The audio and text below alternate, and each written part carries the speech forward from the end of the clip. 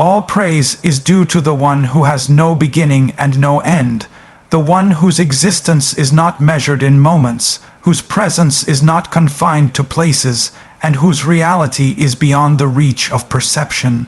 The minds of the wise fall silent before him, and the eyes of the seers darken in their attempt to perceive his depth.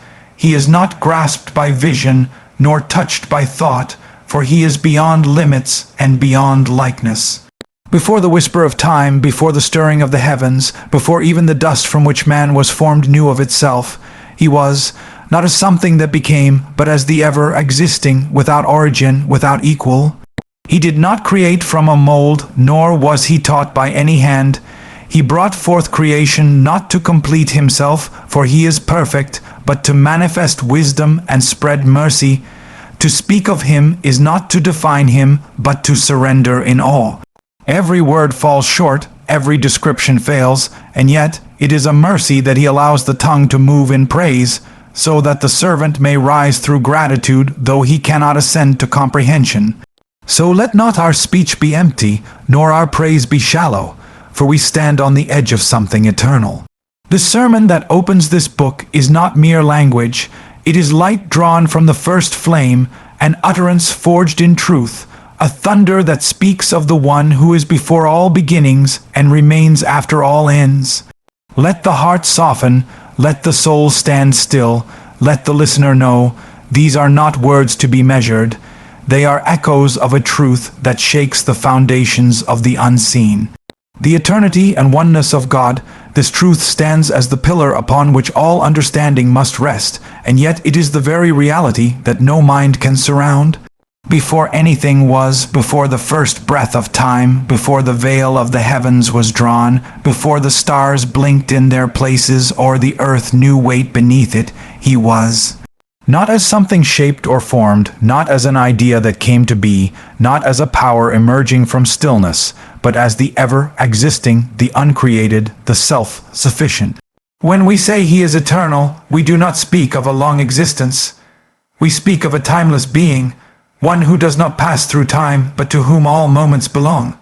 The one who is not caused, who did not begin, who did not grow, who did not rise from a beginning, because he is the beginning, and he is before even that. It is difficult for the heart to grasp what it means to be without origin. Everything around us has a start. Every breath we take was preceded by a moment of silence. Every tree we touch was once a seed. Every life is born, every sound is caused, every motion is preceded by a stillness. So we live in a world of beginnings, and our minds are trained by this rhythm. But when we speak of him, we are not speaking of a being within the rhythm. He is the composer, not the note. He is not inside the frame. He is the painter. And so, when we try to measure him with the same tools we use to measure ourselves, we fall into confusion. He is not old, though he is before time. He does not last because he never fades. He does not age because age belongs to the created, and he is the creator. To affirm his oneness is not only to say that he is one in number, but that he is utterly unique. There is none like him. There is nothing that shares in what he is, every other one. In this world is part of a group, one star among many, one soul in a crowd, one tree in a forest. But he is the one without a second, the one who does not share his essence, who does not resemble anything, who cannot be compared or equated with anything in creation.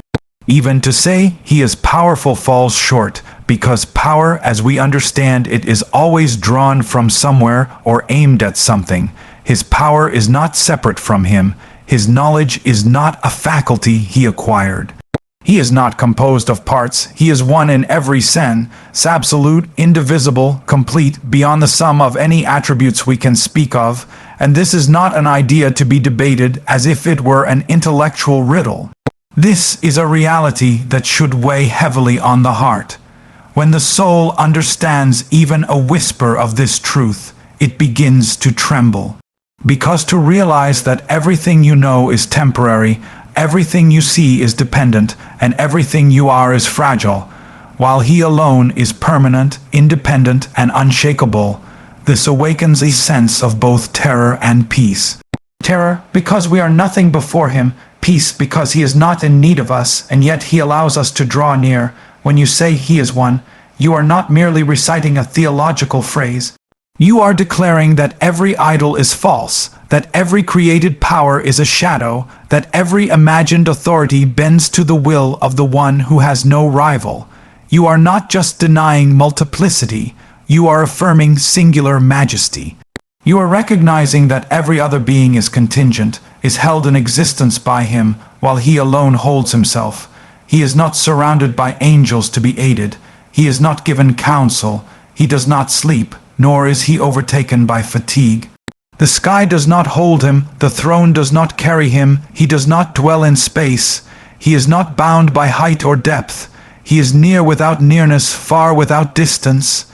His being is not like our being. His presence is not like our presence. He is not a light like the sun, or a king like those who rule on thrones of gold. His kingship is without beginning and without end. And if this sounds like too much for the mind to contain, it is because the mind was never made to encompass him. He made the mind, and he knows its limits. He did not ask the human heart to fully grasp him, only to submit to what has been made clear, and to admit the sanctity of what remains hidden. The Eternal does not owe us a full explanation. Yet, in his mercy, he gave us signs, the flowing of the rivers, the rising of the sun, the harmony of the heavens, the movement of the soul. These are not accidents. These are not the results of blind forces. They are fingerprints of the One. Not a single leaf falls except he knows it. Not a drop of rain touches the earth without his command. Not a heartbeat races or slows except by his will. We do not speak these words to philosophize. We speak them to awaken. The one we speak of is not a relic of ancient texts. He is not a concept passed down from the mouths of the dead. He is the living. Every moment depends on him. Every breath you take is borrowed. Every heartbeat is a mercy. And yet, he is not moved by need, nor is he changed by what happens in his creation. He is above change. He is beyond cause. The world does not touch him, yet he touches all things. And still, with all this majesty, with all this transcendence, he hears the prayer of the whisperer in the dark. He sees the tear of the broken-hearted. He responds to the cry of the one in need. He is nearer to you than your own veins, and yet he is above all you can imagine. This is the one whom the first sermon of Nahjul Balagha declares. This is the one to whom all eloquence must bow. Before speaking of justice, before speaking of guidance, before speaking of morality or struggle, the speaker begins by shaking the soul awake with this truth, that there is none like him, that he is eternal, and that everything returns to him. This is not merely a beginning, it is a foundation, because without understanding who he is, how can you understand who you are? How can you walk upright in this world if your heart has not yet bowed to the truth of his oneness and his eternity? The first khutbah does not aim to educate the curious. It aims to humble the proud. It aims to draw the heart, not into speculation, but into submission. And once the soul truly bows to this reality, everything else begins to fall into place. Creation, without precedent, is not just a claim. It is a declaration of absolute sovereignty. It is the truth that what is seen and unseen did not emerge from blueprints, did not arise from prototypes, and did not evolve out of some earlier model. It came to be only because he willed it so. The heavens did not look to a design before being spread like a canopy. The mountains did not lean upon a foundation to gain their strength. The oceans did not learn their depths from some earlier sea. Everything that exists came into existence out of nothingness, not by chance, not by imitation, but by command. He said be, and it was, but his saying is not like ours. Our words describe what we see. His words bring what did not exist into being.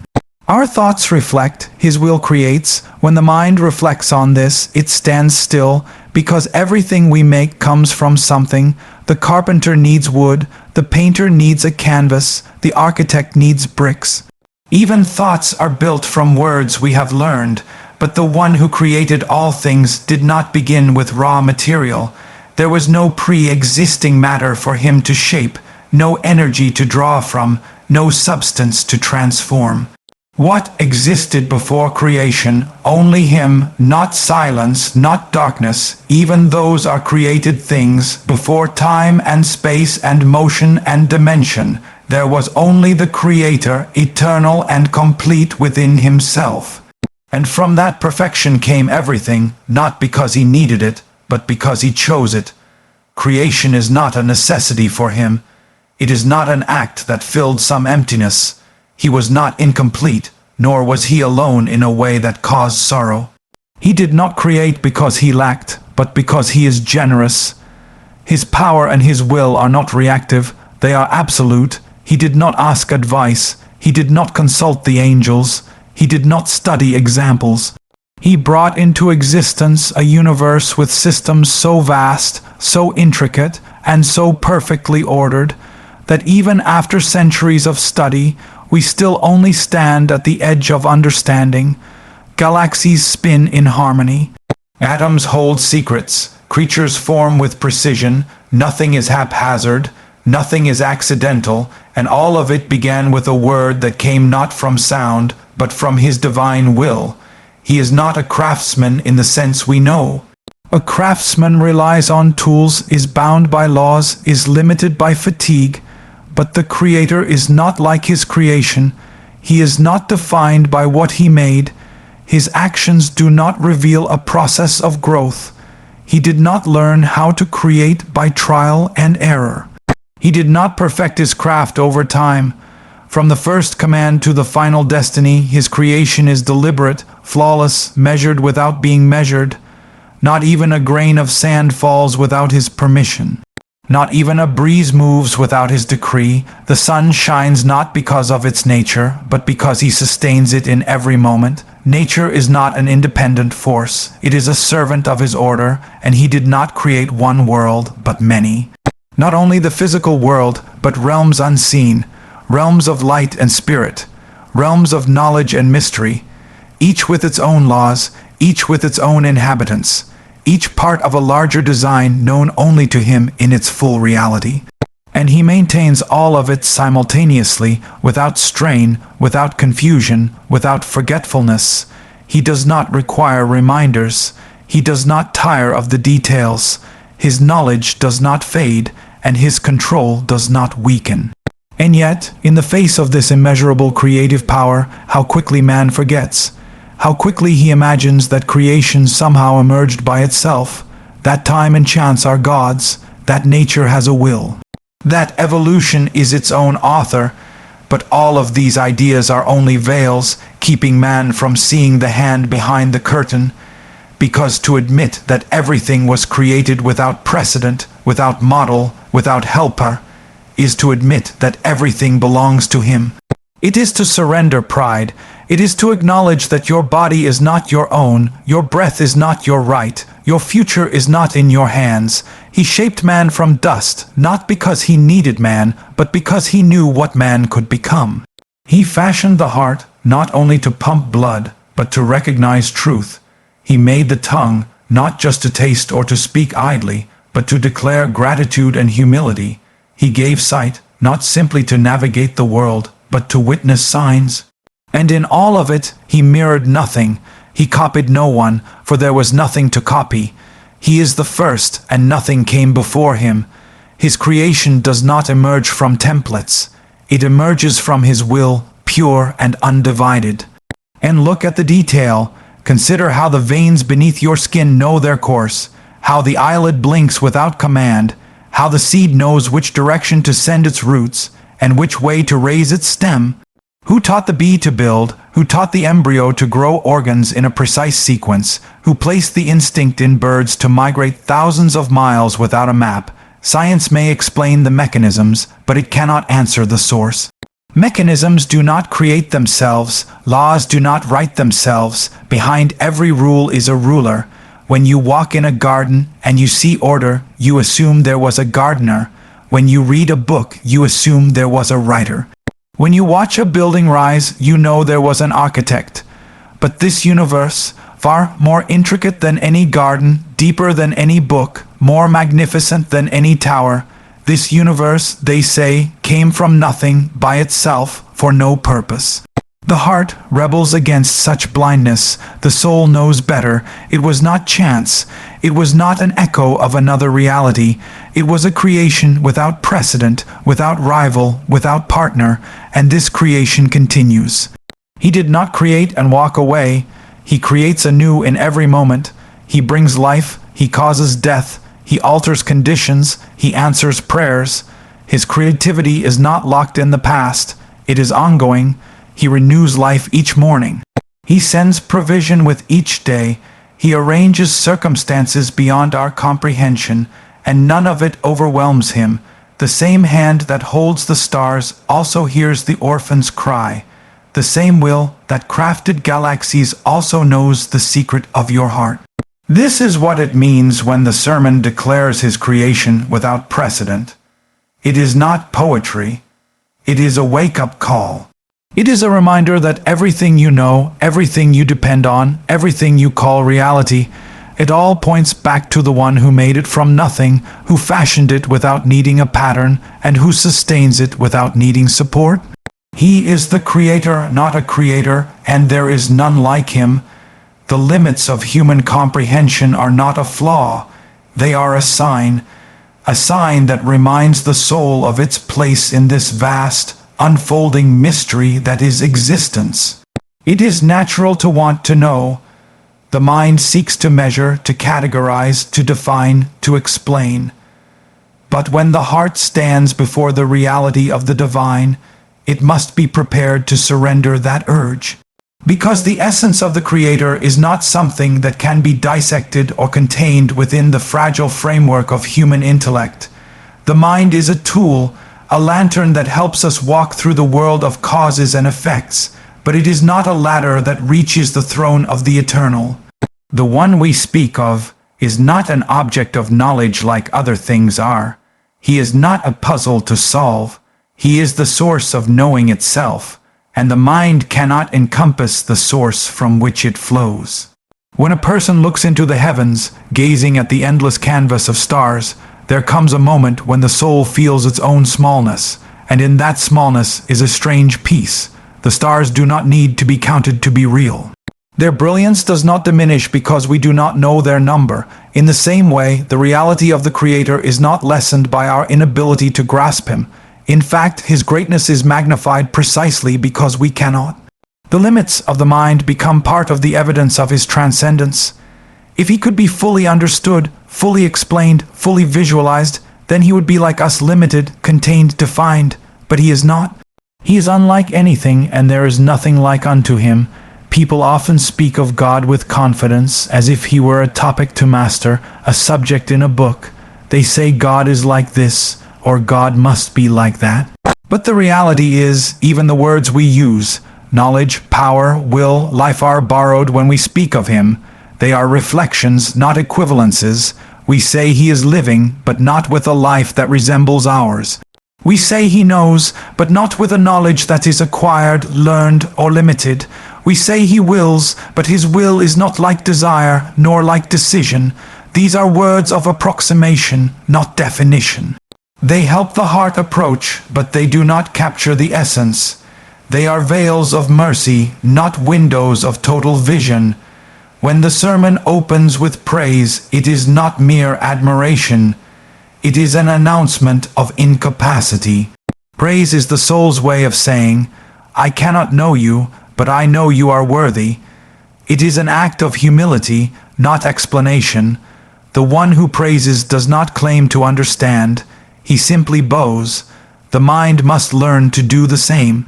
It is good that we ask questions, it is good that we seek knowledge, but there comes a moment when the seeker reaches a door marked beyond this point, only reverence, and if the seeker insists on breaking that door open, what he finds is not clarity, but confusion. Because he has entered a realm where language breaks down and thought becomes inadequate. Consider how fragile our comprehension really is. We forget what we were doing yesterday. We struggle to understand the depth of our own emotions. We cannot see beyond the surface of another person's heart. We do not know what the future holds. Even with all our learning, we misinterpret, we get confused, we contradict ourselves. If this is the reality of our understanding in the small things, how can we imagine we are fit to comprehend the infinite?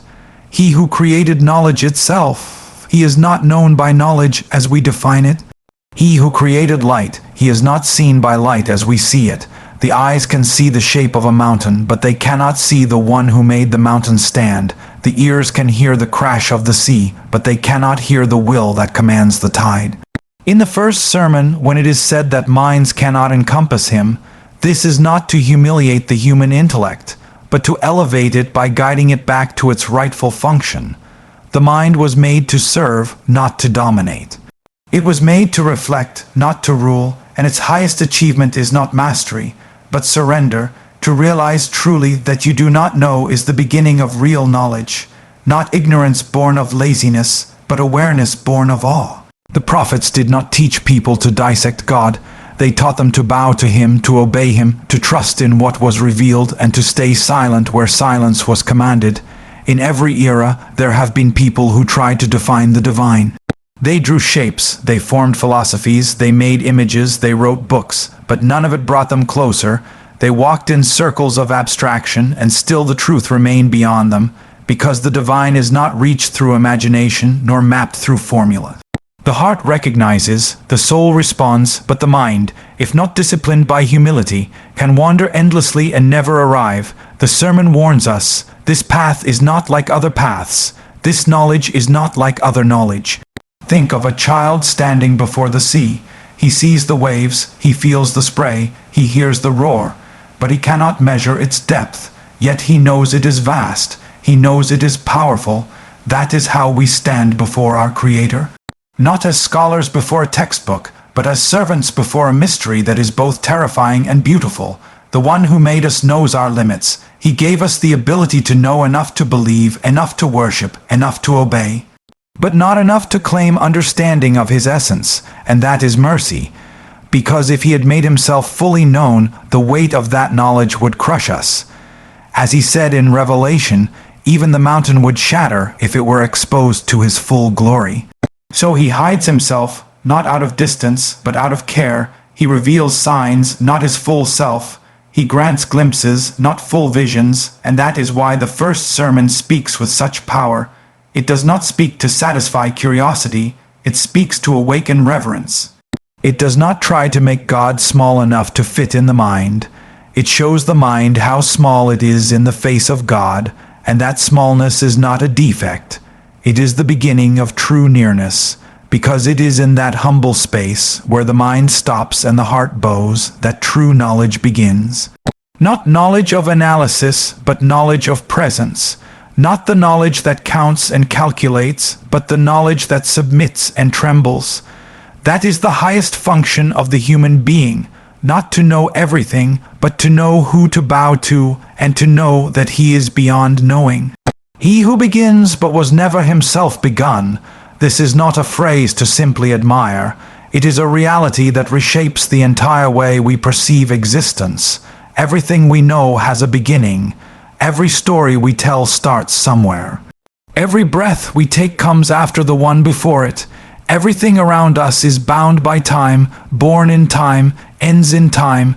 And yet, when we speak of the Creator, we are speaking of one who exists outside this rhythm, outside this law of beginnings and endings.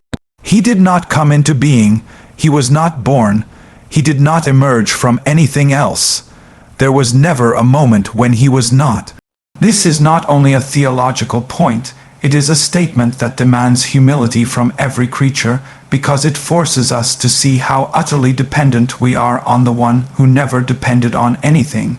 We, the creation, are surrounded by beginnings. From the first beat of the heart to the first light of the dawn, from the opening verse of a book to the birth of a star, beginnings are everywhere, and from those beginnings we trace causes. We say, this happened because of that. This tree grew because of a seed. That person exists because of their parents. That river flows because of the rain. Every effect has a cause, every motion a source.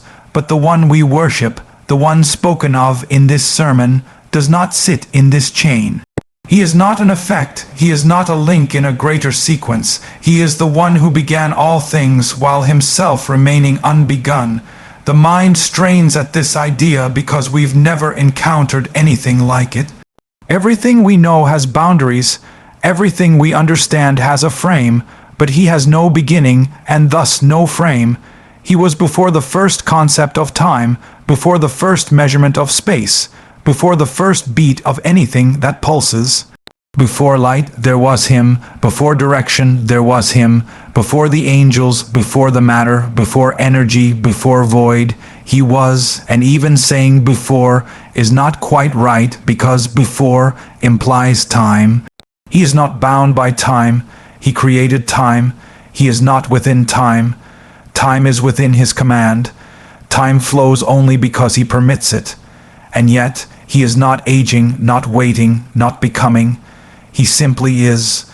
We struggle with this because we are beings of becoming. Every day we grow, shift, learn, weaken, change. Our bodies change, our thoughts change, our emotions are in constant motion. But he is not like us. He does not change, he does not evolve. He does not move from weakness to strength or from ignorance to knowledge. He is complete, perfect, absolute. He did not begin and he will not end. He is the first without being preceded and the last without being succeeded. When you think deeply about this, you realize how it separates him completely from anything else that has ever existed or will ever exist. And it is this quality, this eternal, uncaused existence, that gives him the sole right to be worshipped, because only the one who never began can be truly independent. Everything else depends on something. The sun depends on nuclear reactions, the ocean depends on gravity and the moon's pull. Even the mightiest creatures depend on breath, on food, on warmth, but he depends on none of it. He created all things, but is created by none. He sustains all things, but is sustained by none. His being is not borrowed. It is not maintained by an external force. It is not inherited. It simply is, and it has always been. Sometimes people ask who created God, but that question itself is flawed. It tries to bring God into the circle of created things, to apply to him the rules that bind everything else. But he is outside that circle. He is not part of creation. He is its origin. He is not an invention. He is the inventor. He is not part of the painting. He is the artist. You cannot judge the artist by the rules of the canvas. He is not subject to the logic of the things he made. The concept of beginning is so deeply etched into us that it's hard to imagine anything without it. But when we encounter the truth that he never began, we are being asked to step out of the limitations of our senses and into the space of faith and reverence. It is a humbling thing to recognize that the one who made you, who gave you life, who hears your voice, was never made. He has no origin story, no moment of coming to be. He has always been fully himself, fully aware, fully present. There was no awakening, no growth, no learning curve. He does not remember beginning, because there never was such a moment. He is ancient but not old. He is eternal but not distant. He is unbegun but always near. This eternal existence means that everything we know is resting on him. It's like looking at a massive structure and realizing that its foundation is not something you can see or touch. It is a will, a presence, a power that has always been and will always be. And the fact that he was never begun is also what gives us security. Because if he was not created, then he cannot be destroyed. If he never began, then he will never end. If he is not dependent, then he can never be weakened. This is not just philosophy, it is comfort. Because the one who holds the sky in place, the one who brings life from the dead earth, the one who hears the silent prayers of the broken-hearted, he is not going anywhere, he cannot be removed, he cannot be overthrown. His throne was never built, it simply is.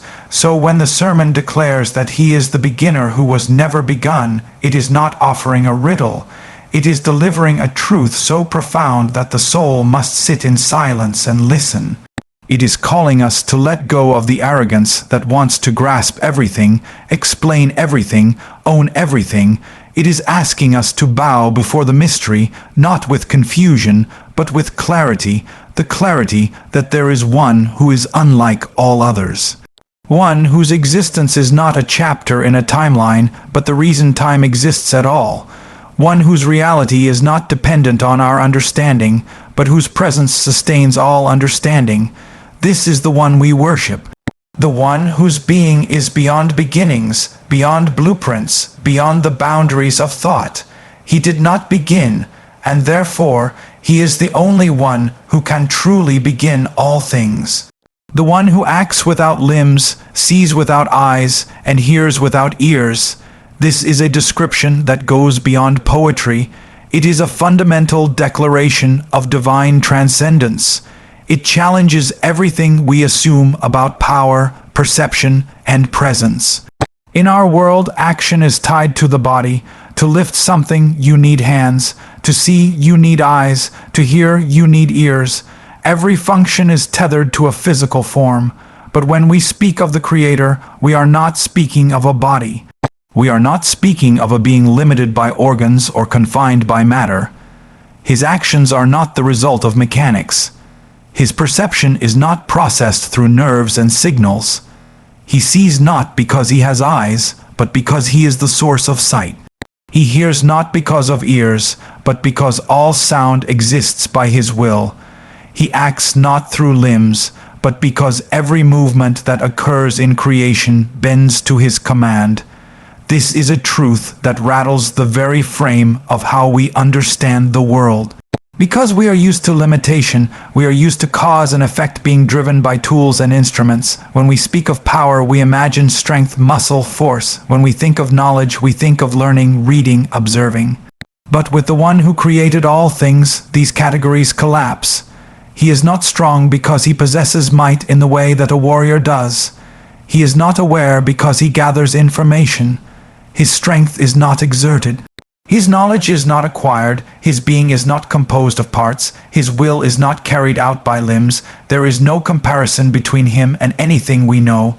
So when it is said that he acts without limbs, it is to remind the listener that his power is absolute. When he wills something, he does not reach for it, he does not build it. He does not gather the materials or set things in motion like an artisan or engineer. He simply says be, and it is. His action is direct, unmediated, perfect. There is no hesitation, no gap, no limitation. He does not struggle to do what he wants. He does not consider logistics. He does not plan as we plan. He does not test or revise. His will is reality. His command is the birth of existence. Likewise, when it is said that he sees without eyes, it is not just a way to speak metaphorically. It is a way to set the Creator apart from every image, every false resemblance, every attempt to bring him into the human frame. Eyes are tools. Eyes take in light. Eyes can be fooled. Eyes can fail. Eyes can close. But his seeing is perfect. He sees all, not with an instrument, but as the one who gave sight its meaning. He sees the thoughts that have not yet turned into words. He sees the intentions behind actions, the pain behind the smiles, the shadows in hearts that are invisible to the world. No veil hides anything from him. No distance limits his awareness. No darkness obstructs his view. His seeing is not passive. It is connected to his will, his mercy, his justice. He sees everything, and he responds according to his wisdom. And when it is said that he hears without ears, it brings into focus the same truth. Ears in our world receive vibrations. They are organs that depend on air and sound waves. They are limited by volume and distance, but his hearing is not like that. He hears the cry of the oppressed in the middle of the night. He hears the whisper of a broken heart. He hears the silent plea that never reaches the tongue. He hears every voice at once, every language, every dialect, every sound. None of it is lost, none of it is unclear. And he does not need to listen in turns. He does not need silence to concentrate. He does not tire of hearing. No petition overwhelms him. No cry is too quiet. There is no echo that fades. His hearing is not a function. It is a reality tied to his essence as the all-aware. This truth breaks every idol that the mind might construct, because the human tendency is to imagine God in human terms, to give him a face, to assign him a shape, to picture him like a mighty king seated on a throne made of gold, surrounded by angels as ministers, but that is not the reality. The sermon pulls the soul away from the trap of anthropomorphism. It shakes the heart awake from the delusion that the divine is just a larger, more powerful version of us. No, he is not like us at all, and that is precisely why he is worthy of worship. If he needed limbs to act, then he would be weak without them. If he needed eyes to see, then his vision would be impaired in their absence. If he needed ears to hear, then he would be vulnerable to silence. But he is free of all of that. His perfection is not dependent. It is essential, it is inherent, it is complete. And yet, despite being so far beyond us, he is closer than anyone could imagine. Not physically, because he is not a body that occupies space, but in knowledge, in authority, in power. His nearness is in his care, his closeness is in his control. He knows what the heart hides. He knows the path of every drop of rain. He knows the movement of every leaf. He knows the longing of every soul. And his response is not delayed by distance or blocked by interference. He is closer than the jugular vein, not because he resides inside us, but because his knowledge, his will, his command permeate all things. This sermon, by describing him in this way, is not stripping him of qualities. It is declaring his incomparability. It is purifying belief. It is removing the impurities of imagination and grounding the soul in a truth that cannot be drawn or carved or contained in words. It forces the believer to stop trying to understand God through the lens of creation, and to instead understand creation through the lens of God's transcendence. When he acts, it is not with limbs. When he sees, it is not with eyes. When he hears, it is not with ears, and still his actions are perfect, his seeing is complete, his hearing is flawless. This is the kind of knowledge that creates awe, not arrogance. It leads to worship, not speculation. It softens the heart and opens the soul to surrender, because once a person realizes that the one who made them is not subject to any of the weaknesses they carry, the only reasonable response is to bow, to trust, and to love the one who is utterly beyond and yet always near. He created the creation without any model before him, and brought all things into being without copying any pre-existing form. This statement is not a simple remark of origin. It is a declaration of absolute creative independence, of a power so complete that it needs no assistance, no prototype, no instruction, and no pattern. In our world, everything we make is derived from something else. A child draws a picture based on what he has seen. An architect builds a structure using plans and materials shaped by centuries of prior knowledge. Even artists, who are hailed for their originality, pull ideas from memories, sights, sounds, or emotions they've experienced. Nothing we create is truly original. It is always a remix, a reflection, or a reassembly. But when we speak of the Creator, we speak of one whose creation was not based on trial and error, not shaped by what was before, because there was nothing before him. He did not observe anything, because there was nothing to observe. He did not draw inspiration, because there was nothing to inspire. He did not take raw material and fashion it, because even the raw materials were his creation. He brought existence from non-existence. He summoned reality from the void, and this ability, this unassisted origination, is what makes his act of creation so majestic. It was not the work of a craftsman refining a tradition. It was the expression of a will that needed nothing but itself to act. Imagine the first drop of water, the first spark of light, the first grain of matter, the first law of gravity. Imagine it not as something growing out of a system, but as something spoken into being by the one who holds power over all. That moment, if we can call it a moment, is not comparable to anything we know, because it is not the beginning of a process, but the beginning of beginning itself. It is not a step in a larger cycle, but the initiation of all cycles. It is not shaped by external forces or limited by conditions. It is the pure, direct command of the one whose will is law. He did not look to a model because his knowledge is not learned. It is not collected or pieced together. His knowledge is intrinsic, boundless, eternal. When he created, it was not with doubt, not with hesitation, not with exploration. It was with full, perfect knowledge of every consequence, every outcome, every hidden layer of reality. The universe, with all its galaxies, stars, atoms, forces, lives, and histories, was known to him in its entirety before it even came into being. And yet he created not because he needed it, but because he willed it. His act of creation was not born of deficiency or desire. He did not create to complete himself. He is already perfect. He did not create to be known. He already knows. He did not create out of loneliness. He is the self-sufficient, the ever-rich. He created because he chose to. This kind of creative power humbles the soul. When we realize that everything, from the dust beneath our feet to the stars overhead, was fashioned without blueprint or precedent, we are forced to admit how little we control, how little we understand. We live in a world designed without needing reference.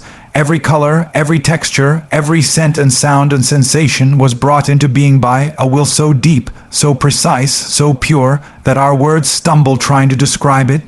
He gave the bird its song without ever hearing it before. He gave the flower its scent without ever needing to sample one. He gave the human heart its rhythm without copying from a prior beat. This is why the world is so filled with signs of him. Because each thing, even the smallest, carries the mark of originality, the veins in a leaf, the symmetry in a snowflake, the balance in an ecosystem, the instinct of a newborn animal. None of these were rehearsed, none of these were copied.